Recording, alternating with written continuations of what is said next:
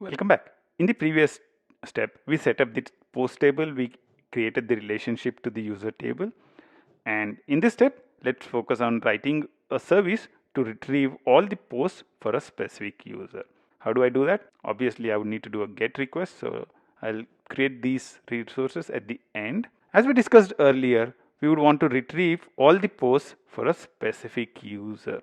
So what I would need to do is the path would look something like this, right? So I would need to get the user ID and I will need to get the posts. So this is how it would be, and I would need to actually add in a at path variable integer ID int ID. So this is the ID of the user, and we would want to get all his posts.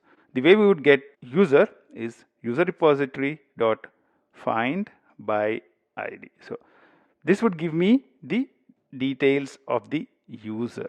So I cannot return this back. I'll take it into a local variable. User optional is this find by ID.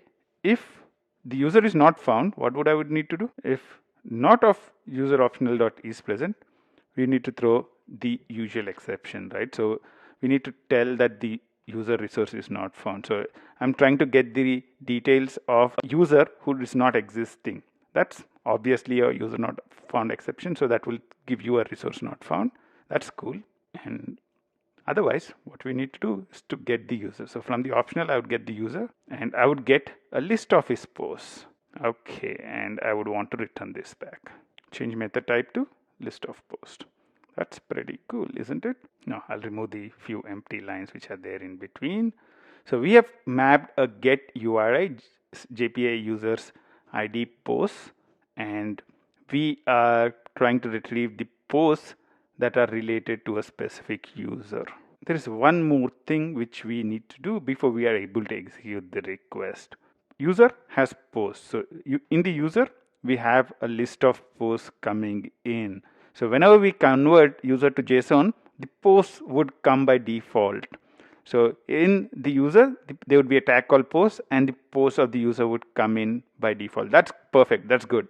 But when I have a post, I only want the details of the post. I don't want the details of the user. If I also try and get the details of the user, what would happen? A recursive loop would happen. So post would try to get the details of the user would try to get the details of post, and so on and so forth. So it would be causing a problem when we are doing object conversion from object to JSON. So I would ignore this. I would need to add in JSON ignore. Imported it in. So now this field will be ignored.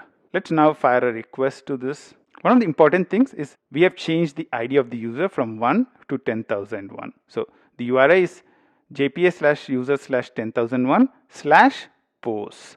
So that's the URI we are using. We are sending this request, a GET request. And now what we are doing is we are going to say send. And you are seeing that the two details are being retrieved.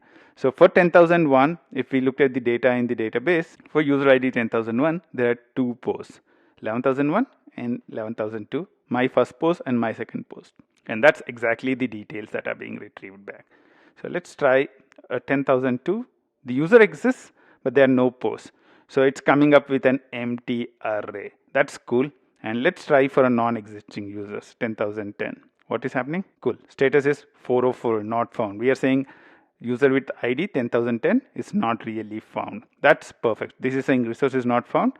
So all the scenarios are working pretty fine. So we are able to get posts for a specific user. So in the next step, we will focus on creating a new post for a user. Until then, bye-bye.